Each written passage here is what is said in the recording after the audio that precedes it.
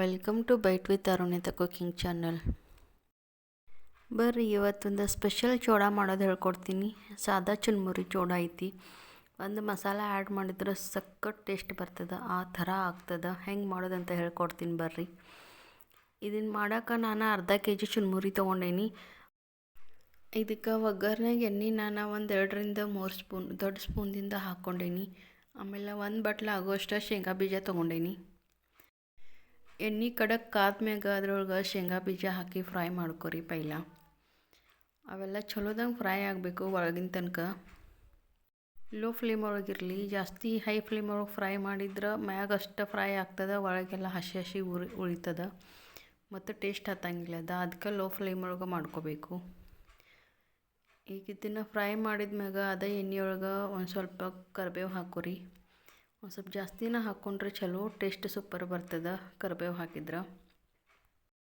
ಅದನ್ನು ಚಲೋ ಹೋದಂಗೆ ಎಲ್ಲ ಕರಿಬೇವು ಕುರಿತಾಗೋ ಹಂಗೆ ಫ್ರೈ ಮಾಡ್ಕೋಬೇಕು. ಆಮೇಲೆ ಅದ್ರೊಳಗೆ ಕ್ರಷ್ ಮಾಡಿಟ್ಟಿದ್ದ ಬೆಳ್ಳುಳ್ಳಿ ಹಾಕ್ಕೊಳತ್ತೀನಿ ನಾ ಇಲ್ಲಿ ಸಣ್ಣ 2 ಬೆಳ್ಳುಳ್ಳಿ ತೊಗೊಂಡೇನಿ. ಬೆಳ್ಳುಳ್ಳಿ ಎಲ್ಲ ಫ್ರೈ ಆದ್ಮ್ಯಾಗ ಅದ್ರೊಳಗೆ ಮೊದಲು ಖಾರ ಹಾಕ್ಕೊಂಡೇನಿ. ಖಾರ ನಿಮ್ಗೆ ಜಾಸ್ತಿ ಬೇಕಂದ್ರೆ ಒಂದು ಸ್ವಲ್ಪ ಜಾಸ್ತಿ ಹಾಕೋರಿ.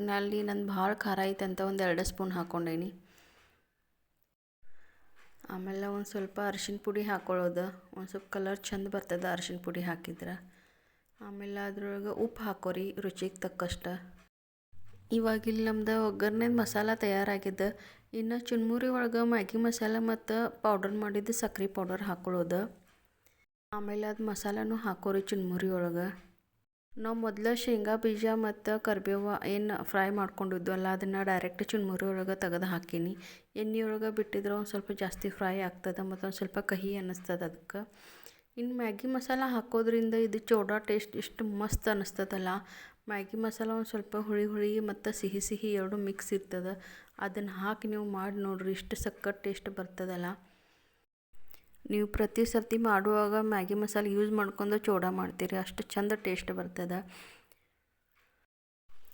ಈ ಚುನ್ಮುರಿ ಚೋಡ ಮಾಡೋಕೆ ಬಹಳ ಟೈಮು ಹತ್ತಂಗಿಲ್ಲ, ಒಂದು 5 ನಿಮಿಷ ಆದ್ರೆ ಸಾಕು.